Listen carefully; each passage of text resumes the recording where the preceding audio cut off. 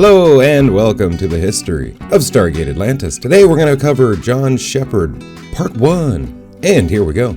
John Sheppard was an officer in the United States Air Force and, since 2004, a member of the Atlantis expedition, commanding the expedition's military contingent for much of that time. He is also the current leader of the expedition's main flagship team, the Atlantis Reconnaissance 1, or AR-1 for short. In the far, distant past, at least one ancient became an ancestor in Sheppard's family line, passing down the ancient technology activation gene to him. John Sheppard was born to a wealthy family and was the son of Patrick Sheppard. By the time he was 14 years old, his father had already planned his life for him. However, Sheppard had other plans and wanted to join the United States Air Force. This heavily strained his relationship with his father and never spoke to him since, leaving his brother, Dave Sheppard, to take his place. After his education at Stanford University, he joined the Air Force and participated in several top-secret missions, particularly in Operation Enduring Freedom in Afghanistan, but also visited every continent except for Antarctica.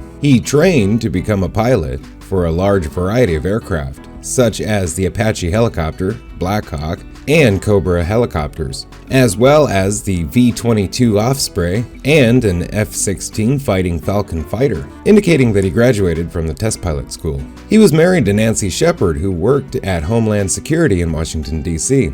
However, due to spending much of their marriage on secret missions, this led to a strain in their relationship, and they eventually divorced. On one of his operations, he earned a black mark by going on an unsanctioned rescue mission to save the lives of 3 servicemen.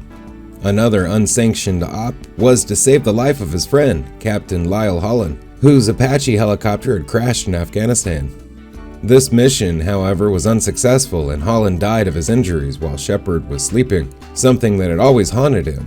He was forced to relive this memory when his team went to find out what had happened to Major Leonard's team on M1B-129. He sometimes has nightmares about this, according to Major Tyrone Franklin. The court-martial didn't go as far as dishonorably discharging him, as it wasn't a direct order he disobeyed. Sheppard was cleared of Holland's death, and as all they had was hearsay on everything else, they couldn't make the other charges stick.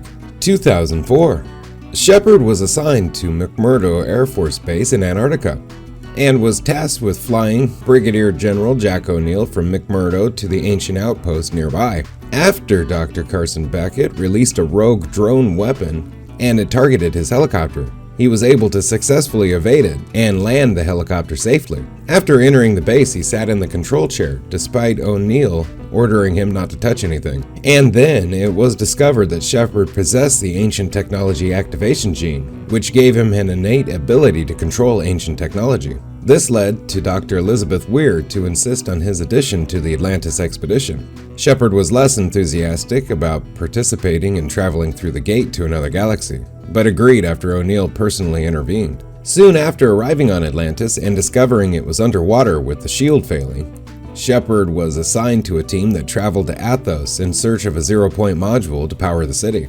Once through the Stargate, they came in contact with the Athosians, who were led by Tayla. At sunrise, Tayla showed him the cave where their ancestors hid from the Wraith. Once inside, he found a necklace that she had lost years ago. On the way back, 3 Wraith darts came through the Stargate. Tayla and Colonel Marshall Sumner and several others were beamed onto one of the darts and taken through the gate. He ordered Lieutenant Adrian Ford to memorize the address of the planet that the darts had gated to. After returning to Atlantis with the Athosian refugees, Atlantis' failsafe mechanism released the city, and it surfaced. Eventually, Sheppard used a puddle jumper to lead the team to rescue Sumner and the captured Athosians. He and Ford infiltrated the hive ship and located the prisoners after planting C4 throughout the ship. He ordered Ford to stay with the prisoners while he went to find Sumner. He was able to locate Sumner, but was forced to shoot him in order to keep him from suffering further from the life-sucking power of the Wraith. He was then shot with a Wraith spear gun by a Wraith commander and brought before the Wraith Keeper. He was questioned by the Keeper about how he acquired the life signs detector, but Ford, who followed Sheppard's boot trail, arrived, saving him from being fed on. They then blew the C4 and escaped back through the puddle jumper, but with the unfortunate result of awakening the Wraith from their hibernation cycle 50 years prematurely. On the way back to the space gate, 3 darts were blocking their way. He used drones to destroy one of them and lure the others away from the gate, so Ford could dial and send his IDC before returning to Atlantis. With the loss of Colonel Sumner, Sheppard was left to command the military contingent of Atlantis. He also took up command of the Atlantis Reconnaissance 1 with Ford, Taylor, and Dr. Rodney McKay, spearheading the expedition's efforts to explore the Pegasus Galaxy. Shortly after arriving in Atlantis, he and Dr. Rodney McKay tested the personal shield emitter by shooting McKay and shoving him off a balcony. That night, he told the Athosian children a scary story that was just the movie Friday the 13th, and then showed Taylor a recording of a football game. Later, when Gento went missing, Sheppard and Halling searched for him. They discovered the ancient transporter and found Gento in a lab with a containment vessel for the shadow creature. Sheppard later tried to lure it back inside the vessel, but it would not re-enter. Sheppard also learned of the ascension process during the talk between himself, McKay, and Weir. Eventually, they allowed the creature to go through the Stargate to M4X337. On a mission back to the Wraith homeworld, the team was attacked by Wraith warriors. He ordered a retreat, but was attacked by an Erratus bug and was fed upon. The rest of the team got into the puddle jumper, but on the way back to Atlantis, the jumper got lodged in the Stargate. After using salt and iodine to try to remove the Erratus bug, Dr. Carson Beckett suggested using a defibrillator to stop his heart. After the bug released its grip, he was then placed in the event horizon until Dr. Rodney McKay freed the jumper and was revived on Atlantis. During a trip to the mainland with Taylor, they discovered a storm approaching Atlantis. He and Lieutenant Ford traveled to Manara to negotiate with Smeaton about evacuating the Atlantis expedition there. After Dr. Rodney McKay and Dr. Zelenka came up with a plan to use lightning to power Atlantis' shield and non-essential personnel were evacuated, he coupled one of the 4 grounding stations and headed for the 4th, when a Janai strike force under Koila gated to Atlantis. After McKay was able to activate the radio and inform him that the Janai were after the C4, he was able to get to the armory first and hide it. After McKay was tortured into revealing the plan to save the city, Koila contacted him and demanded that he uncouple the last of the grounding stations or he would kill Dr. Elizabeth Weir. When he reached the grounding station, he was ambushed by 2 Janai soldiers, but was able to kill them with the help of his life signs detector. After contacting Koila and informing him of the failure of his men, Koila lied and said he had killed Weir. After avoiding an ambush by 3 Janai soldiers, he disabled the Naquita generators that power Stargate operations and infiltrated it. After knocking Landon unconscious, he activated the Stargate shield, killing 55 Janai soldiers as they attempted to send reinforcements through the gate. After retreating from Stargate operations, he was contacted by Koila, and he demanded he reactivate the generators or he would kill McKay and Weir.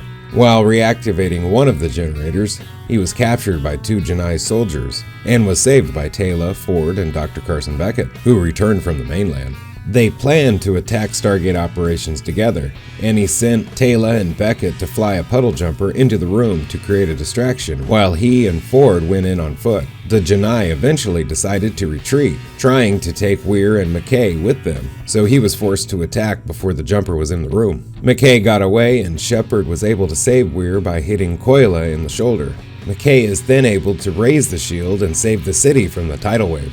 On a mission to Proculus, his team's puddle jumper was attacked by Wraith darts. They were saved by a mysterious force from the planet below.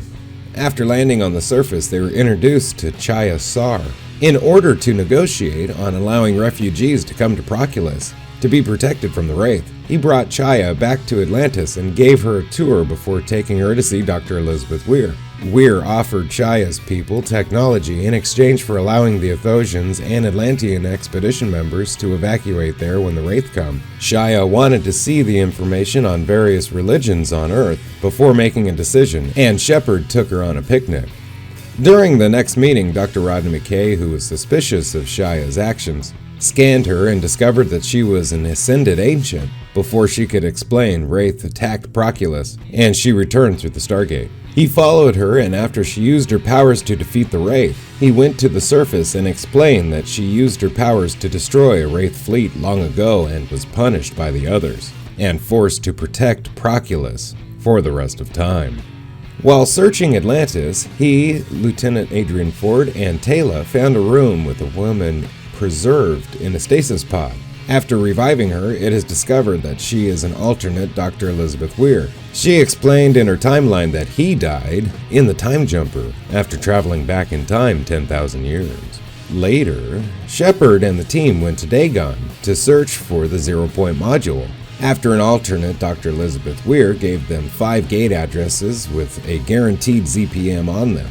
When they discovered the Quindesism chamber, he entered the chamber with the rest of the team, while Lieutenant Adrian Ford stayed above ground. Ford was then shot with a tranquilizer dot and was knocked out by Commander Coyla's men. Coyla took Dr. Rodney McKay and Elena to help him locate the ZPM and put Ford in the chamber. He, along with Taylor and Ford, came up with a plan to ambush Coyla and his men with stun grenades. After Sheppard retrieved the ZPM, they sprung the trap and overtook the Janai. He let Coyla live, but explained that if they cross paths again, he will kill Coyla on sight.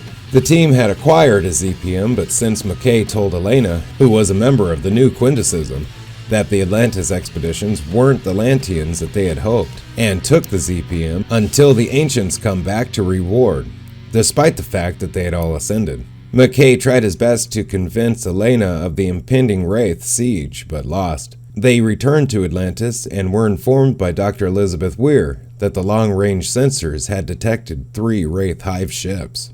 Have a great day. Bye-bye.